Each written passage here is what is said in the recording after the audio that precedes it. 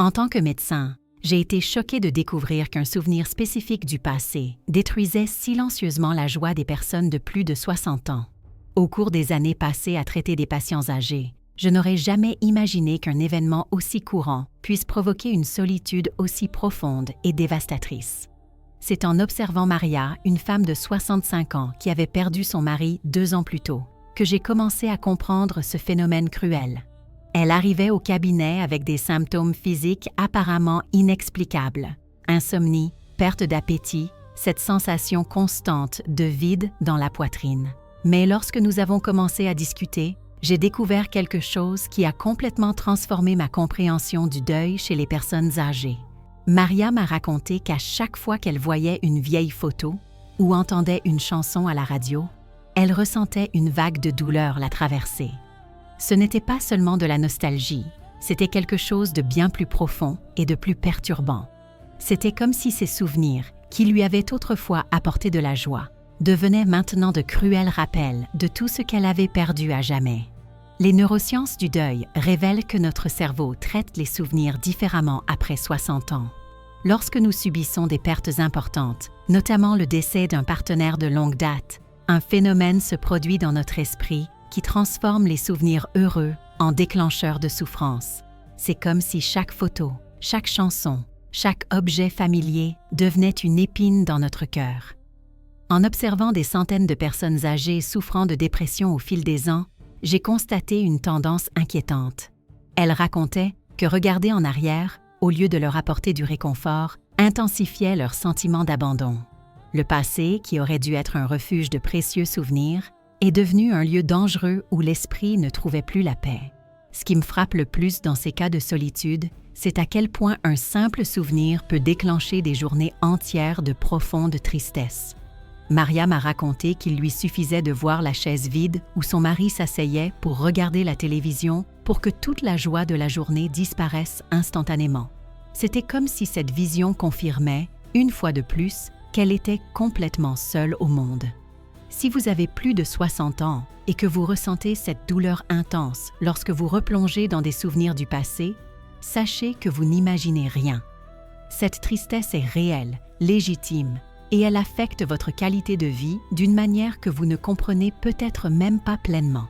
Chaque jour que vous passez à laisser ces souvenirs transformer votre joie en souffrance, vous passez à côté de précieuses occasions de vivre pleinement les années qui vous attendent. Vos petits-enfants ont besoin de vos histoires, votre famille a besoin de votre sourire, et vous méritez de trouver la paix, même après tant de pertes.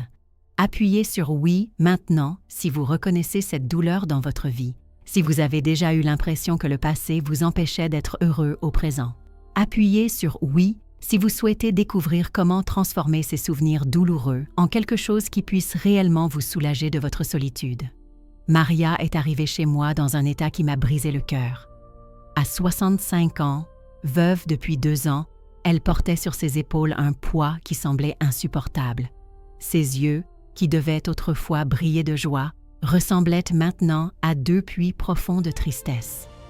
Elle m'a dit qu'elle se réveillait chaque matin en espérant que la douleur s'atténue, mais qu'au contraire, chaque matin lui apportait la douloureuse confirmation qu'elle était seule. Le moment précis où son chagrin a commencé n'était pas aux funérailles de son mari, ni même dans les premiers mois qui ont suivi sa perte. La véritable épreuve émotionnelle a commencé 6 mois plus tard, lorsqu'elle a décidé de trier ses affaires.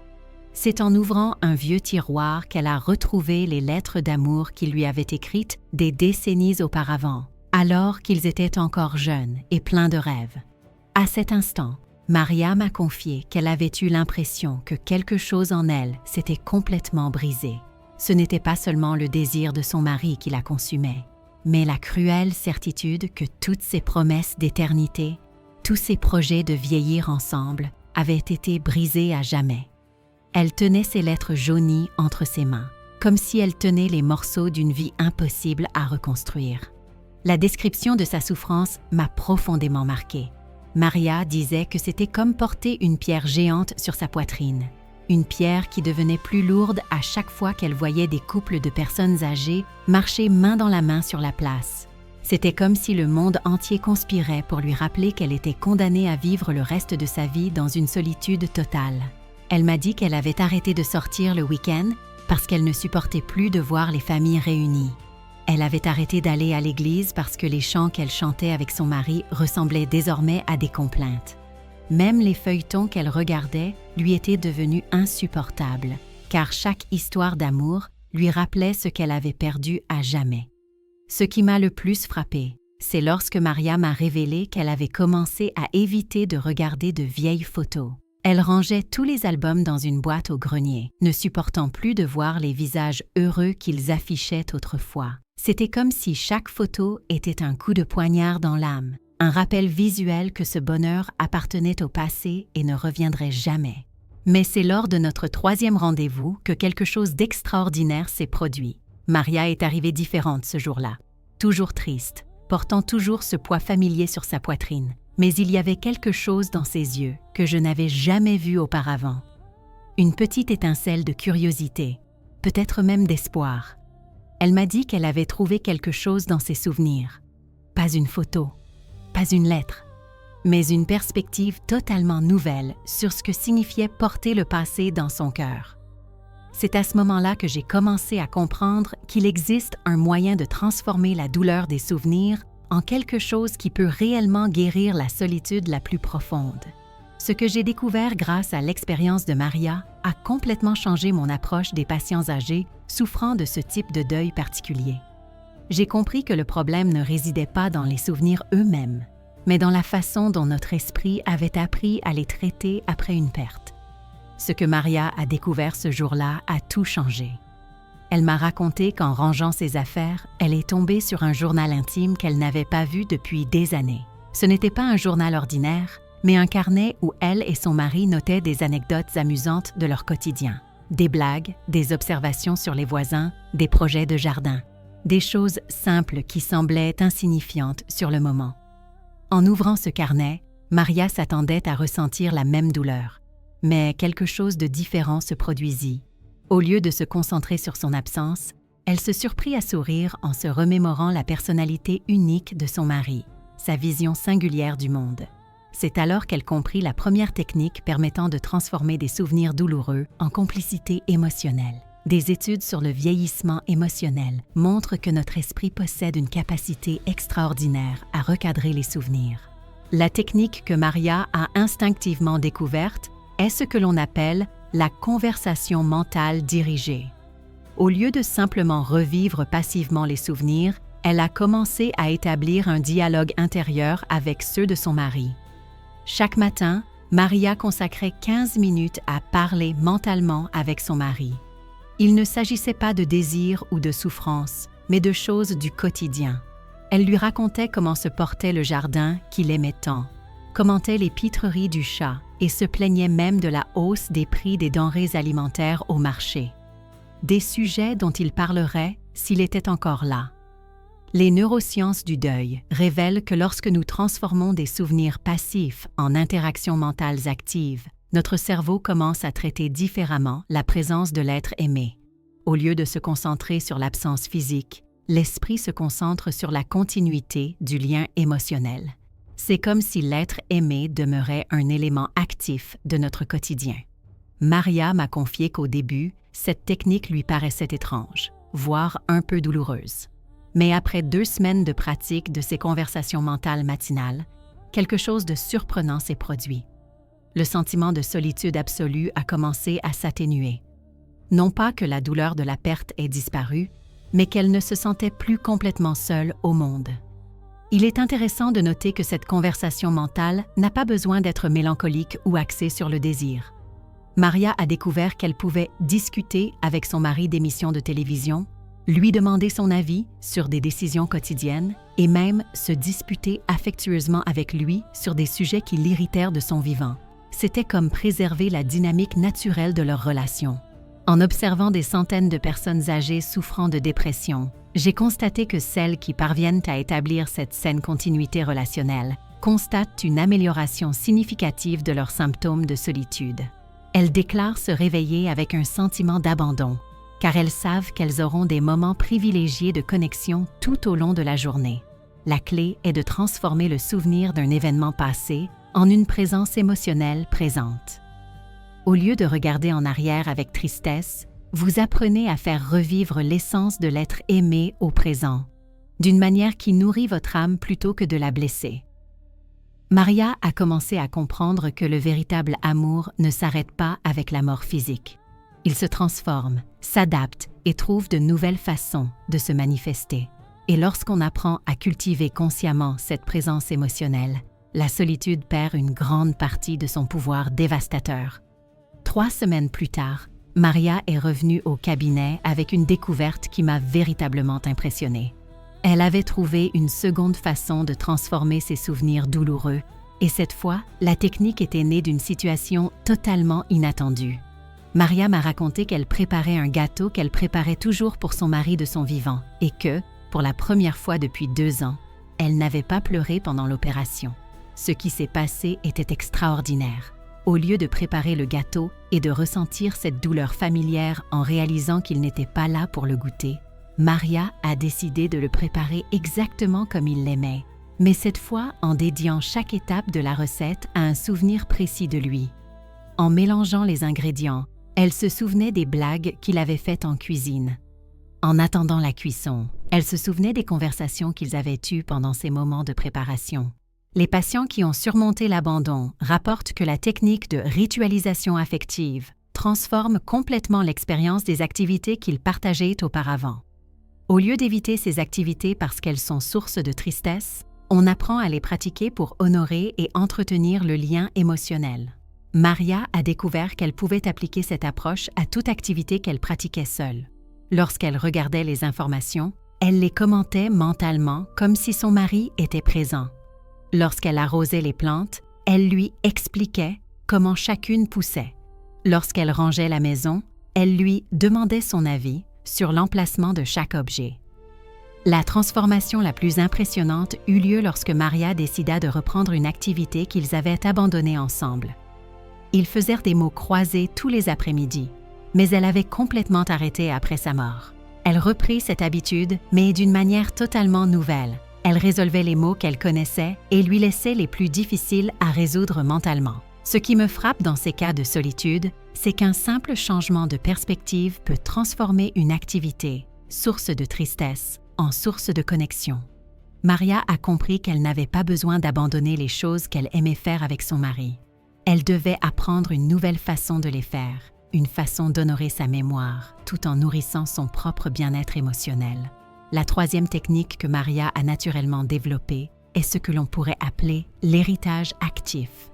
Au lieu de ranger les affaires de son mari dans des cartons comme des reliques intouchables, elle a commencé à utiliser certains de ces objets de manière significative. Elle a commencé à utiliser sa tasse préférée pour le café lors des matins spéciaux et à placer sa chemise la plus confortable sur l'oreiller à côté d'elle lorsqu'elle ressentait un profond désir pour lui. Lors d'une séance de thérapie de deuil, Maria m'a expliqué que cette technique ne consistait pas à faire semblant qu'il était encore en vie. Il s'agissait de trouver des moyens concrets de ressentir sa présence émotionnelle au quotidien.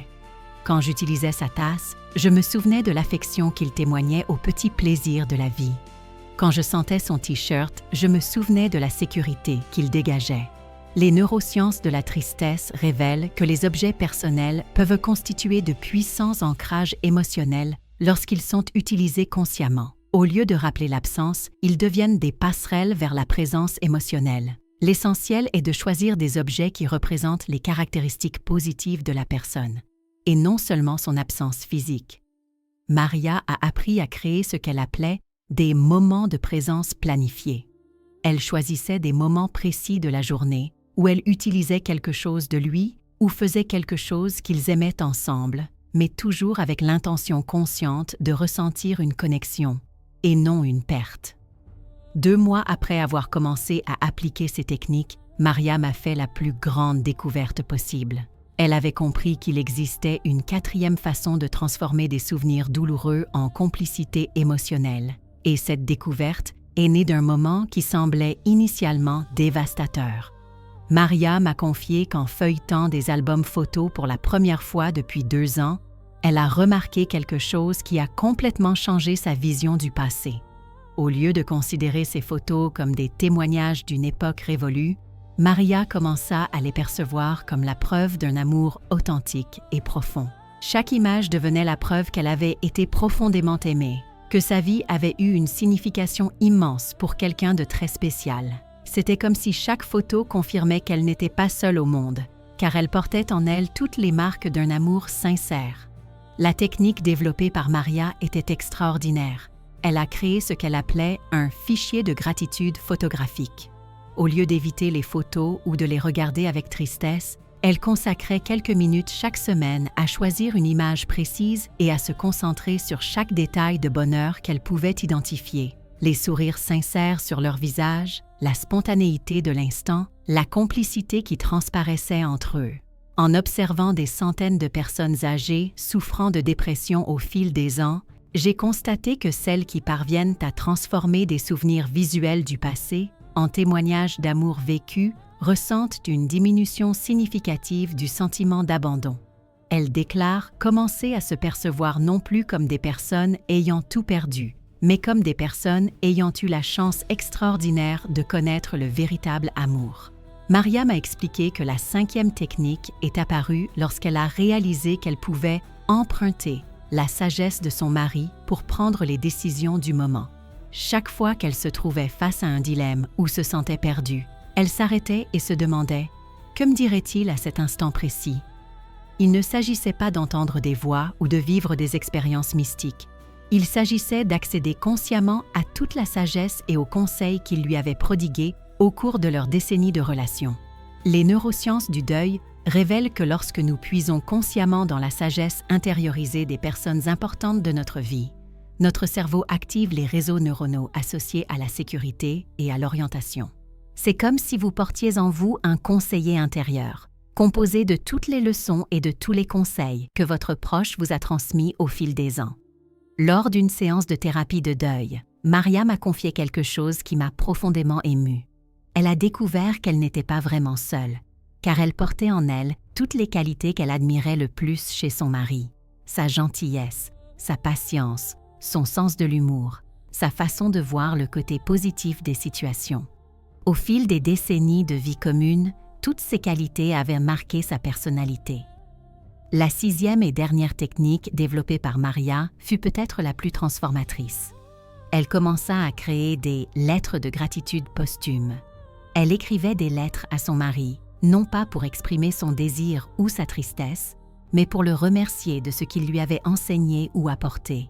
Elle le remerciait pour sa patience pendant sa maladie, des années auparavant, pour la façon dont il la faisait rire dans les moments difficiles, pour avoir choisi de rester à ses côtés pendant tant de décennies.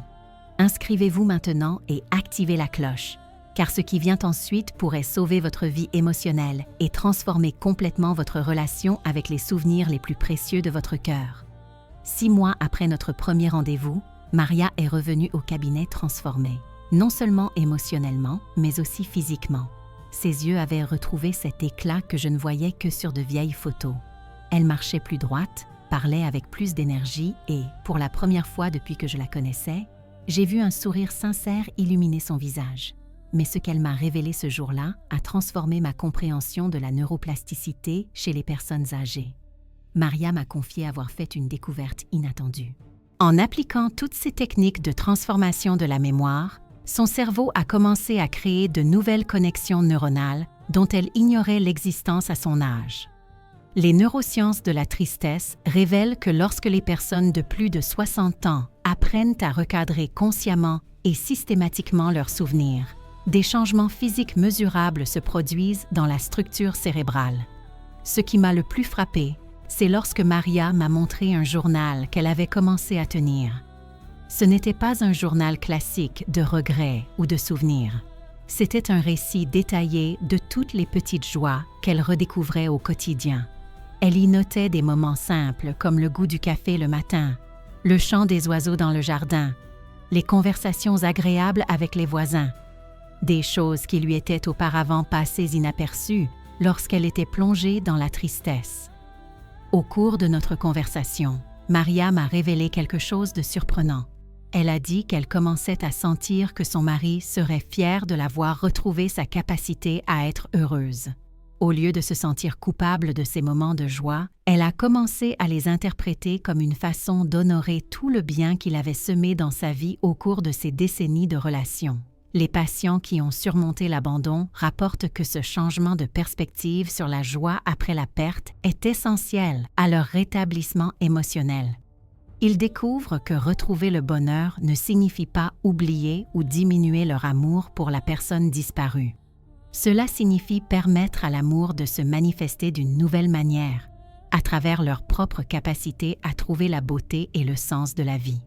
Maria m'a également confié avoir repris des activités sociales qu'elle avait évitées pendant 2 ans.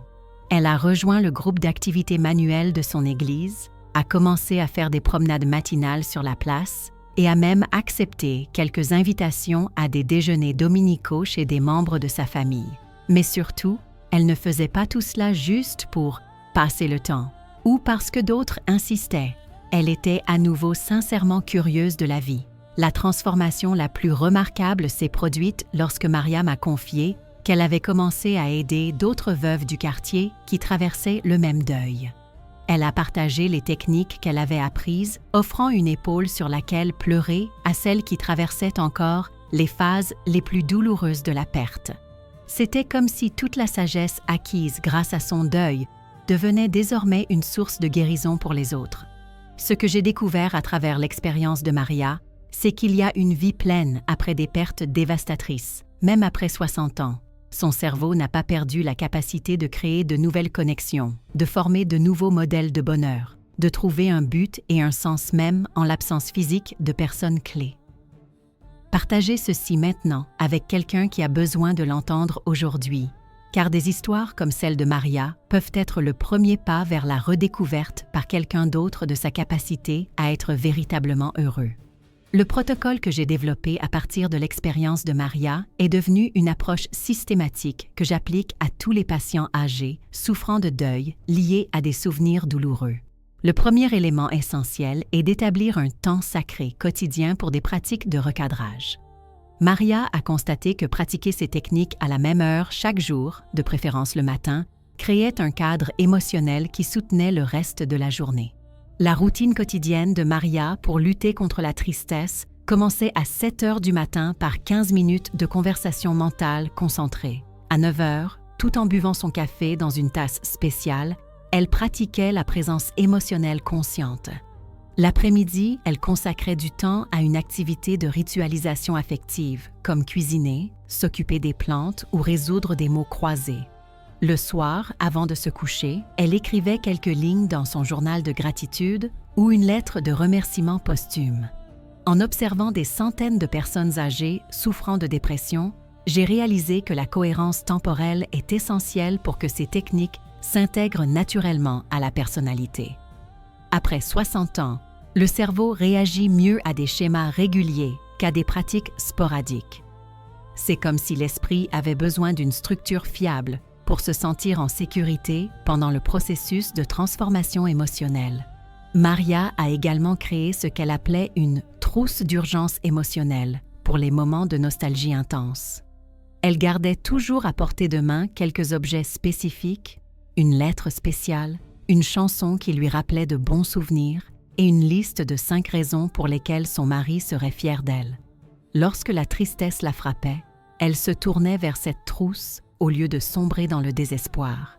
L'élément le plus important du protocole est de se préparer aux pièges émotionnels qui surgissent sans prévenir. Des dates importantes comme les anniversaires de mariage, les anniversaires de décès, Noël, la Saint-Valentin, Maria a appris à se préparer à ces dates en élaborant des plans précis pour honorer la mémoire de son mari, de manière à nourrir son âme plutôt qu'à la détruire.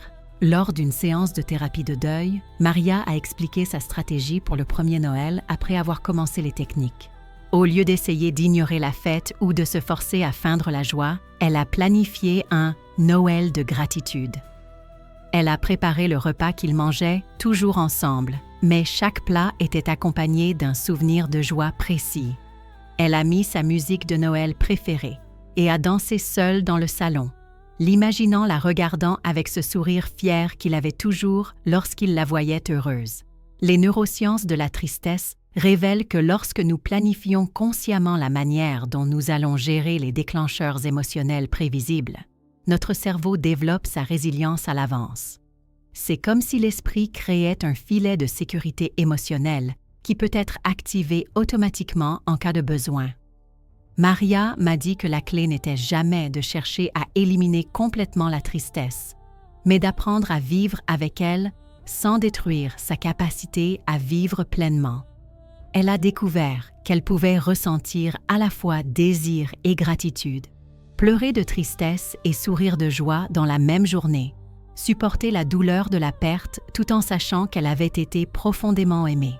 Le protocole prévoyait également des moments hebdomadaires d'évaluation émotionnelle honnête. Maria consacrait quelques minutes chaque dimanche à réfléchir à ce qu'elle avait ressenti pendant la semaine, aux techniques les plus efficaces et aux ajustements à apporter. C'était une façon de rester consciente de ses progrès émotionnels. Commentez maintenant en me disant laquelle de ces techniques a le plus touché votre cœur et si vous avez déjà vécu une situation similaire à celle de Maria, afin que je sache comment je peux vous aider davantage. 1 an après notre premier rendez-vous, j'ai reçu un appel de Maria que je n'oublierai jamais. Elle m'a appelé non pas parce qu'elle était en crise, mais parce qu'elle voulait partager une découverte qui l'avait laissée rayonnante de bonheur. Maria m'a confié que ce matin-là, pour la première fois depuis 3 ans, elle s'était réveillée avec un sentiment sincère de gratitude d'être en vie. Ce n'était pas seulement l'absence de tristesse, c'était la présence authentique d'une joie. Maria dit avoir ouvert les yeux et la première chose qu'elle a ressentie a été la curiosité de savoir ce que la journée pourrait lui apporter de bon. Elle s'est levée pleine d'énergie, a préparé son café dans sa tasse spéciale et, lors de sa conversation matinale avec son mari, elle a constaté qu'elle souriait naturellement. C'était comme si tout l'amour qu'elle avait partagé avec lui pendant des décennies avait enfin trouvé le moyen de se manifester, nourrissant son âme au lieu de la blesser. La transformation de Maria m'a appris que la douleur de la perte ne disparaît jamais complètement, mais peut se transformer en une profonde guérison. Elle a découvert que porter l'amour dans son cœur est différent de porter le vide de l'absence. L'amour reste vivant, palpitant, capable de générer de la joie même face à la mort physique.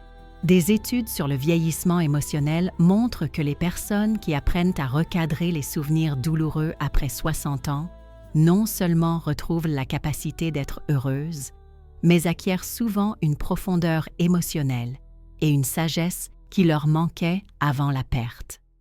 C'est comme si la douleur elle-même devenait une source de compréhension de ce qui compte vraiment dans la vie. Maria m'a confié qu'elle comprenait désormais que sa mission n'était pas d'oublier son mari ni de surmonter sa perte. Sa mission était d'apprendre à vivre en honneur de tout le bien qu'il avait semé dans sa vie. Chaque jour de joie devenait une célébration de l'amour qu'il partageait. Chaque instant de paix intérieure devenait une preuve que le véritable amour transcende la mort physique. Ce qui me frappe le plus dans l'histoire de Maria, c'est la façon dont elle prouve qu'il n'est jamais trop tard pour reconstruire notre relation au bonheur. À 66 ans, elle a non seulement retrouvé le sourire, mais a découvert de nouvelles dimensions de joie dont elle ignorait l'existence. Aujourd'hui, Maria est une source d'inspiration pour les autres veuves du quartier. Preuve vivante qu'il est possible de porter le passé dans son cœur sans le laisser détruire le présent. Si vous reconnaissez votre histoire dans celle de Marie, si vous sentez que vos souvenirs sont devenus des sources de souffrance au lieu d'être des sources d'amour, sachez qu'une transformation est possible. Votre âge n'est pas une limite, votre douleur n'est pas permanente, et vous avez encore de précieuses années devant vous, à vivre pleinement et avec une joie authentique. 3 choses avant de partir. Premièrement, si cette vidéo vous a touché, aimez-la maintenant. Deuxièmement, abonnez-vous. Chaque semaine, je partage des astuces pour lutter contre la solitude après 60 ans. Troisièmement, regardez la vidéo suivante qui apparaît à l'écran où je révèle l'erreur matinale qui aggrave la tristesse sans que vous vous en rendiez compte.